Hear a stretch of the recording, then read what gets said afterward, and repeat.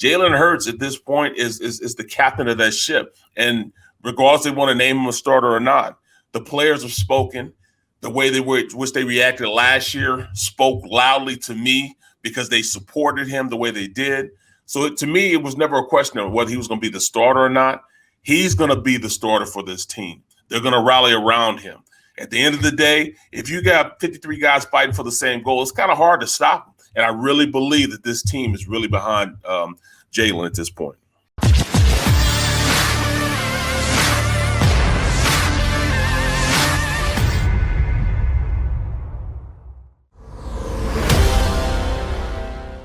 You got your Mac and Mac guys, McMullen and McDonald here with you on Birds 365. And let's bring another member of the family in from the JAKIB Media YouTube channel, hanging in the middle with Eitan Shander and Harry Mays. And I'm not sure if he's trying to tell us he could have been a Tampa Bay Buccaneer in the mid-'80s or that he missed out on being a volunteer of Kentucky. But he's got some real bright orange on, folks. You got to appreciate that. Set your TVs now to that color. Barrett Brooks joins us here on the Birds 365. How are you, Big B? Good. Good morning. How's it going, man? Good, Barrett. Good to see you. We got a lot to get to with you. I think I'm going to start with Nick Sirianni because you were watching the show, which, by the way, thank you, the other day, and you commented. So there is a little bit of this back and forth where Lane Johnson saying, oh, this guy's great, Jason Kelsey, some of the leaders of this team, and then it came out that Michael Robinson, who's an ex-NFL player, obviously former Penn State quarterback for people that remember him, said, hey, there's some guys who, don't think Nick Sirianni's all that, at least from the perspective. I pointed out there's 90 guys in that locker room this time of year, Barrett.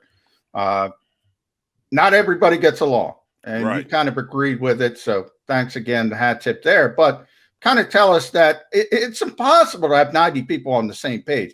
There's nothing wrong with somebody questioning, or am I off base there? No question. I mean, and you got 90 different personalities. Everybody's not going to like everyone. You have cliques on teams, You look at what just happened with the Eagles, with them letting their franchise quarterback go. I mean, not everybody's going to get along with their coworkers. It's just like any other dynamic that you have at the workplace. You have guys that like to want to go over there and chill with each other. The offensive line, one of the biggest cliques in the world. The offensive line are just almost, more times than not, don't deal with anybody else but the offensive line. They just, that's just how we're molded. That's just how our thought process is. To us, yes, it's the team and it's us against the world. But an offensive line is a lot different, even, on teams. I can remember being with the Steelers when we were in our huddle. Sometimes the little wide receivers or running back will try to run through the line, trying to get to their place in the huddle. And on our Steelers offensive line, no, you have to walk around. You cannot go through our line. We just feel as though you just can't do it. So you're going to have those type of, have that type of mixture as far as personalities on the team. Some guys just don't get along with anybody. For instance, Carson. Carson's one of those guys, they call him a Bible beater. Let's say what you want to say with that. But he just doesn't mix with guys that don't think like he thinks. He loves the Lord.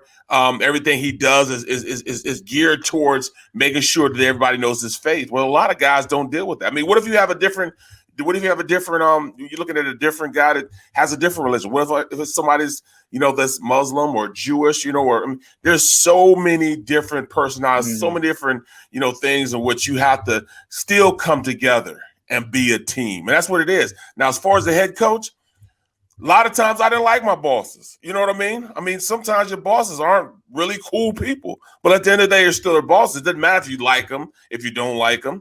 You're going to go out there and get the job done. Like I said before, if you're an older player and you know that this guy can go out and make you a better player, he's going to keep it 100 with you. He's going to shoot you straight, and he's going to make sure that that he cares about you as a person. You'll go to the end of the earth for a guy. You know what I'm saying? It'll be a perfect scenario for you.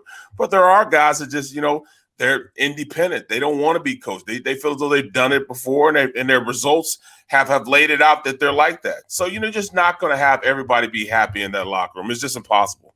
All right, let's double up down that road. because one of the things I wanted to talk about with John, and as long as we got you here, you add an expertise to it as an ex-NFL player. Play calling. Everyone's got an opinion on Nick Sirianni, and he's had his press gatherings and he's had his relationships, as short as they may be to this point, with his players. Oh, you want to really see Nick Sirianni second guessing? Wait till he starts calling plays, because that's what fans love to do. They are going to sit there. All the fans know exactly what play should have been called, every single play, and are ready to second guess anybody and everybody, including a Super Bowl winning coach like Doug Peterson. But he's going to start calling plays at some point, and then we'll really get into the Nick Sirianni under a microscope world. What did you do when you didn't agree with a coach on play calling? Did you just roll your eyes? Did you double down and say, I got to pick my coach up? That was a bad play call. I got to be that much better the next play. Did you tap your buddy on the helmet and go, what the hell was that? What was he calling on third? How the hell did you handle it when a questionable play call came in and you were told you got to execute this?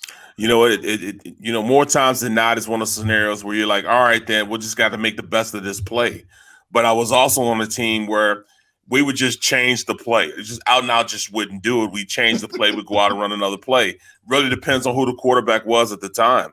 I play on that Bobby Hoying team where we had Dana Bible was our offensive coordinator. And a lot of times, it wasn't necessarily Bobby Hoying that would change the play, but Ricky Waters would change the play or somebody, that was well respected, like, not Irvin Fryer, but he wasn't on the team at that time. But somebody, that really understands the offense would say, hey, no, we're going to run this. And we would run that play instead of running the play that he had, they had given to us. And that was just a different dynamic because Dana Bible at that time, the players didn't really respect him as a play caller. So they did what they wanted to do. Me as an offensive lineman, I just tell them, you tell me to go block 322 wide stick nod, I'm a block. Sprint right option, I'm gonna block it. When you have some guys that'll change it up. I can remember, playing in Detroit, and Herman Moore, he knew he had a cornerback that just couldn't handle. He was just too little. He changed the play. He said, "Hey, coach, we got to change this play." No, run the play. Well, Charlie Batch changed it to the play Herman Moore wanted, got the first down, and went on with it. It really depends on who the player is and the dynamic of the coaching staff.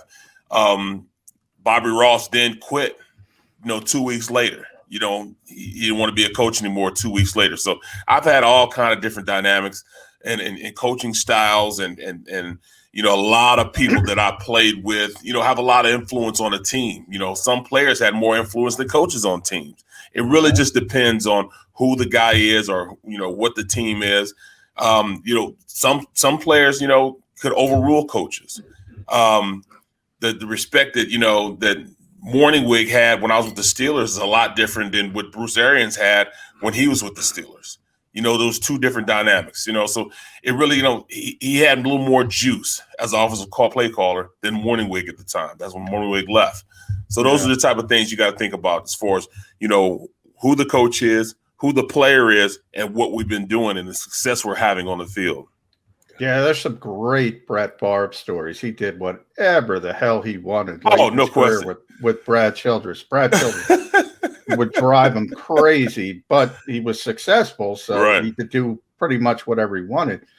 I do want to circle back because I think that's interesting what you said about the Steelers' offensive line back in the day. It's sort of like an NBA player. The foul is blown and somebody throws up a shot and guys will block it. They don't want it to go in. You guys don't want to let somebody go through you even to get to the huddle. Jalen Hurts was pictured today in Lane's Bro Barn.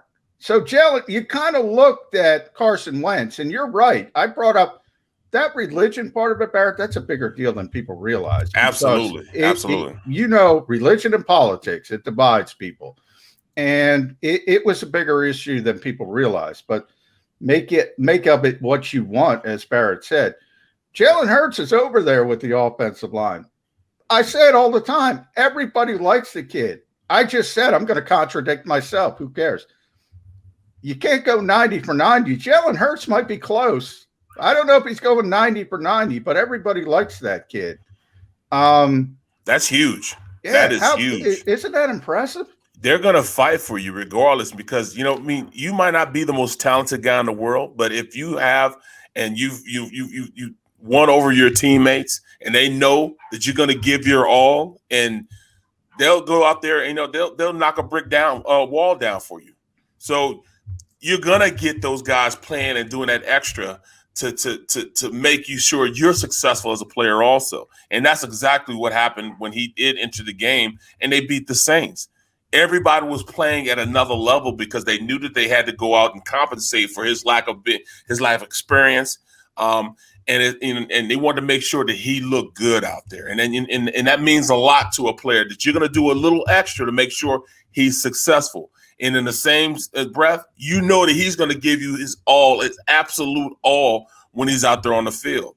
And you'll play for somebody like that. And those guys are going to do the same thing, especially the offensive lines, like you just talked about. The receivers are going to, make sure they're going to do a little extra for him simply because they might see that he's inefficient at this. They're going to try to help him do that.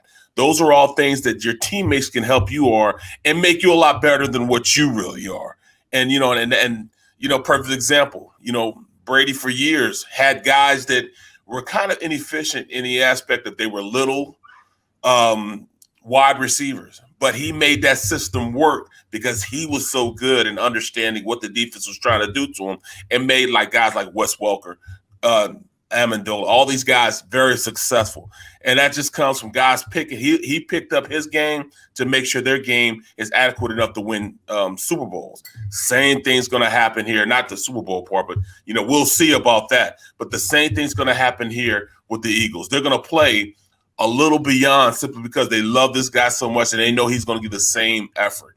Jalen Hurts at this point is the captain of that ship. And regardless they want to name him a starter or not, the players have spoken. The way which they reacted last year spoke loudly to me because they supported him the way they did. So to me, it was never a question of whether he was going to be the starter or not. He's going to be the starter for this team. They're going to rally around him. At the end of the day, if you got 53 guys fighting for the same goal, it's kind of hard to stop him. And I really believe that this team is really behind Jalen at this point. Barrett, let me compare two guys who you just mentioned. Completely different, but both will be starting quarterbacks in the NFL this upcoming season, Jalen Hurts and Tom Brady. If Brady is your quintessential pocket guy, which he is, drop back, he can move in the pocket, but he's not going to take off and run. He's got good, quick feet and can slide the pocket, but he's not going to move the pocket, and he's the greatest of all time. Jalen Hurts looked to be a freelancer last year. One of the reasons why is he's that quick and he can turn it up the field and make a loss into a 20-plus yard game. Which guy would you rather play in front of? Did you like the guy who could get out of the pocket? Maybe you missed the block. Maybe rather than taking a 12-yard sack, he turns it into a 10-yard game. And breaking down the film, they don't notice that Barrett Brooks got eaten up on the play. Or do you like the stay-at-home guy? Because, hey, if I do my job, I'm staying in my lane, the quarterback's staying in his lane, the play's going to work. And I don't have to worry about him trying to make it up as it goes along. Which did you prefer playing in front of? Stay-at-home, pocket guy, or someone who could and would make it up on the fly? You know what? I played, honestly, I played with the perfect mix of both of those style of quarterbacks with Ben Roethlisberger. He was a pocket passer, but he was big enough and strong enough that he could sit in the pocket. And if you did let somebody go, he can evade him. He was, talented enough that he could evade him and get the ball down the field. He wasn't trying to run for a first down. His eyes were always down the field, but he was in the pocket and he would elongate plays so long. And he was big enough and strong enough that he still had enough to get the ball down the field if he was chased out the pocket. I played with, one of the best quarterbacks in the world in Randall Cunningham. There were times where we'd block for 5-6 seconds and it'd be an incomplete pass or it'd be a sack. But then there was times where the whole offensive line whiffed and we didn't block a soul. And he'd throw it for 80 yards down the field to Calvin. You know what I mean? It's Calvin Williams. So, it's tough. And at the end of the day, it really depends on circumstances in which, that were in your control, but turned out bad. But then he made you look good. You love both styles. But at the end of the day, I had the perfect mix with Big Ben. He was the perfect mix of a quarterback like that, where he can get the ball down the field, plus he can stay in the pocket. And I would equate more so. He's more so he was. If you look at Patrick Mahomes, to me, him and Ben Roethlisberger kind of play the same style. Guys that are athletic enough, if they need to push the ball down the field, they could do it even with somebody climbing on their back. But they're not necessarily going to run for a first down. So that's kind of what Patrick Mahomes is, and that's how I equated Ben. I think that, if you look at Jalen's going to use his legs early, but once he gets used to guys and, the pocket presses gets a little better, I think he could potentially be one of those type of guys that's not going to run for first downs, but going to keep his eyes down the field and then get the ball to his receivers. All right, we're about 20 minutes in with you, Barrett, and we haven't gotten to this name yet, so we're going to get to this name. We just talked about some of the good with Jalen Hurts, and I've been pretty consistent throughout this offseason. I've asked you, I've asked everybody, is there anything Jalen Hurts can do to earn this job past 2021? And the reason I asked that is because Deshaun Watson is out there. And it's picking up again. Everybody's been talking about it. It's an open secret around the NFL. I asked Garabolo, I said, how quickly does Howie pick up the phone if Deshaun Watson is cleared from these allegations? And he said, how quickly does water evaporate? That quickly. It's an open secret in this league that the Eagles have interest in Deshaun Watson. Now that Adam Schefter has said it, people seem to take it seriously now. But it's been that way for weeks and weeks and weeks. Can everybody be wrong?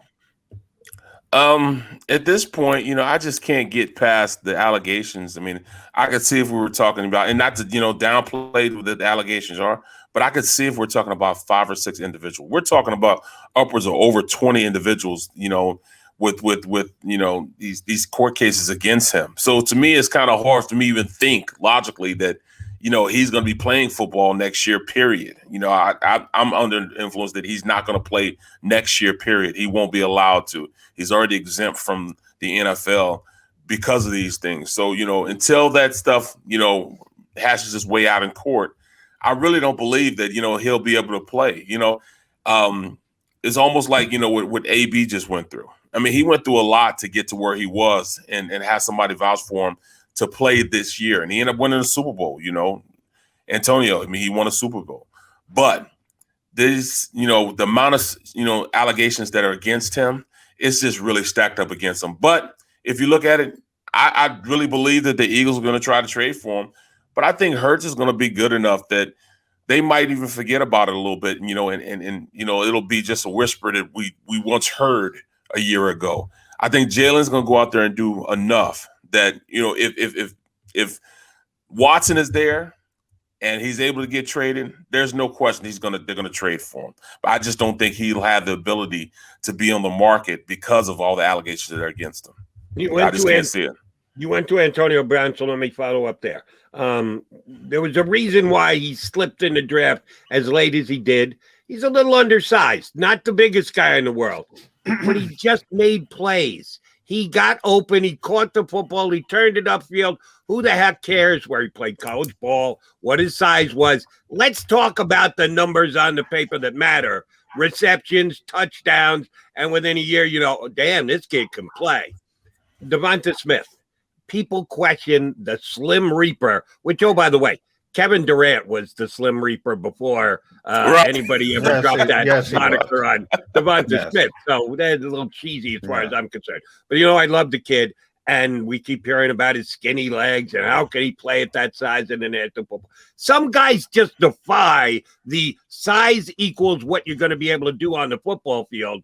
With Antonio Brown, who was height, with Devonta Smith, I think it's going to be weight.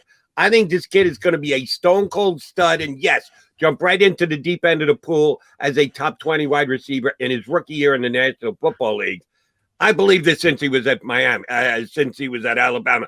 His junior year, not his senior year when he won the Heisman, his junior year, I was calling him the best wide receiver at Alabama, so I'm probably a little bit biased. How much are you on the Devonta Smith train? You can't help it. You can't help it. his college results. You know, they knew he was going to get the ball. You know, Waddle went down. They knew he was going to get the ball. There was no way around it. They game planned him enough that he was able to go out and win the Heisman, have as many catches as he had because he's good enough. You know, one thing that, you know, we don't talk about these days, but we used to talk about a year or two ago when Nelson Aguilar was on the team, when a lot of guys, there were so many drop balls that we would talk about 2 years ago. You know, even, you know, that this kid here, you don't have to worry about it. He's going to catch the ball. He is a hands catcher, and that is something that, you know, we're just taking for granted from this kid. He will catch the ball. He will keep the chains moving. He may not be a Blazers, but he's fast enough to make big plays. Smith is going to be a guy that's going to keep the chains moving. We haven't had that in a while. It used to be that, you know, you look at receivers, you just wanted big plays. No, I want a receiver that's going to be consistent enough to go out there and keep the chains moving, keep the offense going. He's going to need Hurts is going to need a safety blanket. And I see this kid as being the guy that's going to be his safety blanket. He's going to be able to go out there and execute the offense, whether it's an out route, whether it's a slant route. This kid will go out there and make it happen. He'll run a comeback, keep the chains moving, and the offense will be on time. That's what we needed from an offensive player. That's what we need from a number one wide receiver. And he can be that type of receiver. Everybody wants these guys to go, you know, break big plays. Every once in a while, you'll get a guy that can do that consistently on an every game basis. You look at Kansas City's offense, the Cheetah, he does that. Well, Smith is not going to be that type of receiver. He's going to be a guy that they're going to rely on to get crucial first downs, to get, you know, touchdowns in the red zones. And that's the big thing that he's going to allow them to do. He can run those routes that, you know, there's not a lot of space and still go out there and be a productive guy. But the biggest thing with him, he's going to catch the ball consistently. You know what I mean? And that's something we haven't talked about, but that's exactly what this kid is going to do. I think there's also going to be a domino effect, Barrett, in that Jalen Reagor's going to be more comfortable as a number two receiver. Travis Fulgham, the domino effect. Those guys will just be more comfortable when they have somebody that like Devonta Smith, who should be a wide receiver one in this league. I believe he's going to be pretty early. I'm with you, but I want to shift sides of the ball here now with you because we're inside of 2 weeks. First practice, July 28th. Can't wait. Does Barrett Brooks have a case of Tums yet? Thinking about that secondary on the other side of the football. Still no Steven Nelson. Still nothing opposite Darius Slay. How much money have you spent on those Tums yet? I'm already stocking up, man. I mean, you can't keep patchworking that defense. You know, I mean, I don't really know what Gannon's going to do. If he's going to be able to go out there and execute an offense, is he going to be more aggressive and center the blitz? Those are all things that I need to know because at this point, I'm going to lose sleep over secondaries. Our secondary playing against Dallas, playing against the Giants, you know, playing against Kansas City. Because those are proven wide receivers, they're gonna put up big numbers against these guys. And I mean, I love Avonte Maddox. You know, I love those guys. You know, I can't see at this point us having the results of stopping a guy when, you know, we're talking about later draft picks, later rounds. We don't have a Revis Island. We don't have a guy that we can say, you know, all right, he's going to be opposite of big play Slay that's going to stop the number two or maybe even number one receiver for a team. We just don't have it.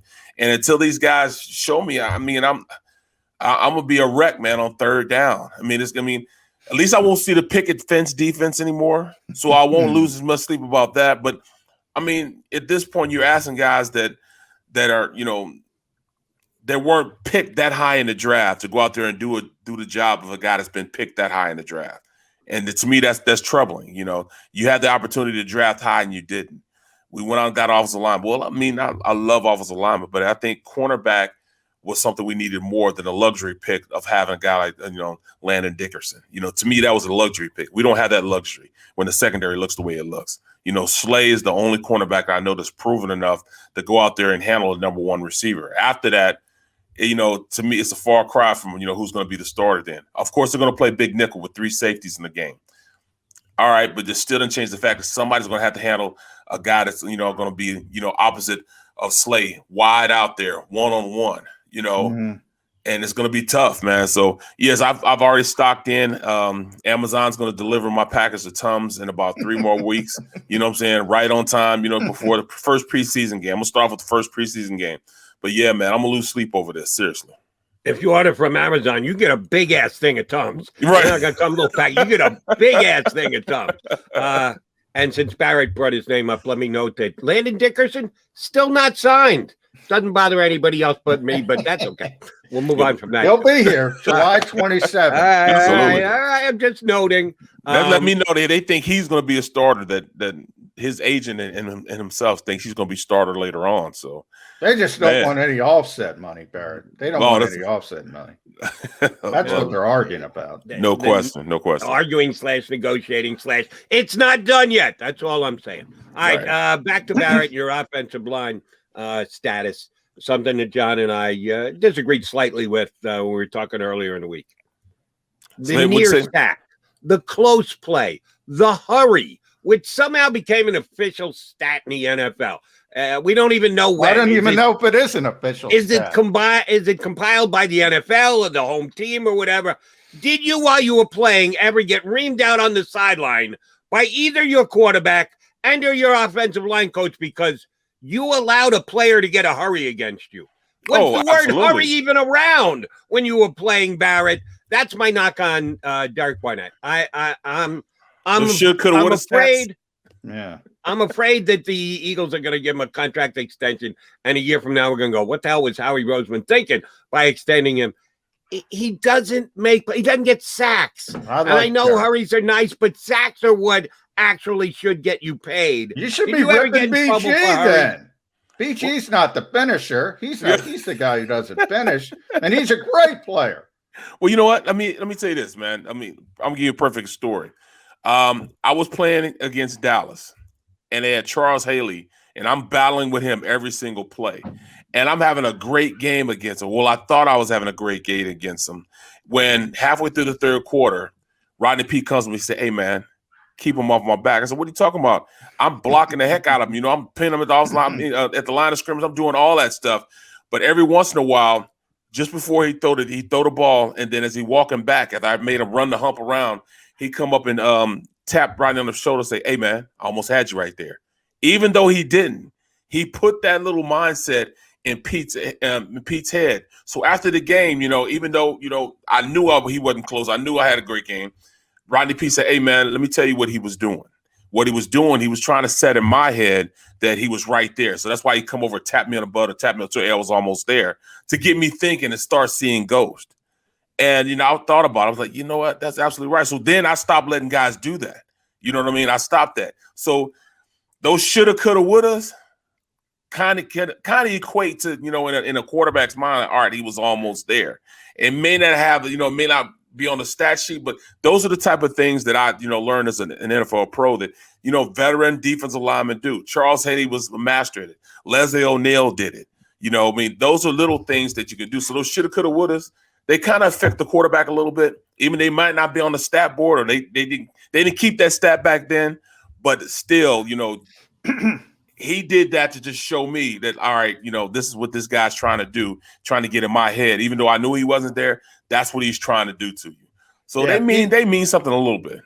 BG's great at it as well. He's always in the head of the opposing offensive lineman. But I just bring up the NFC Championship game. Jody's heard me say this. Chris Long, to me, that changed the entire complexion of the game. He didn't get home. Yep. It was a hurry. If he gets home, Barrett, and sacks Case Keenum, who knows what happens? But maybe they punt. They punt the football, and it's a completely. Jim Schwartz always said, "Games have personalities. Games have personalities." That is the first time you've probably seen it before as a player. That is the first time I literally saw a team. It was like Indiana Jones.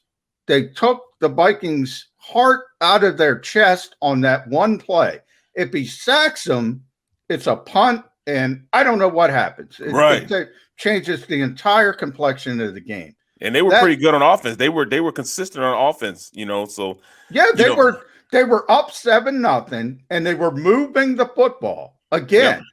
Yep. So who knows if it's just a sack?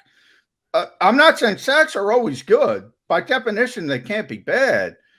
But hurries are important as well. I mean, you can make the quarterback do a lot of bad things by getting him off the spot, by hitting his arm, all those types of things. That's where Jody and I disagree. As an offensive lineman, you got to be worried about hurries, don't you? All the time, because you're still going to get reamed going from the sideline. I mean, that's the nature of what it is. Bill Callahan, my rookie year, he was always in my butt about, all right, man, he almost got there. I mean, he touched the quarterback there. Rodney said he's almost there. I'm like, no, he's not. But those are little things, that defensive players do. And it's a stat now, okay, but what about, offensive line? Give us a little bit, just how come there's no, it's almost a flat back. You know what I'm saying?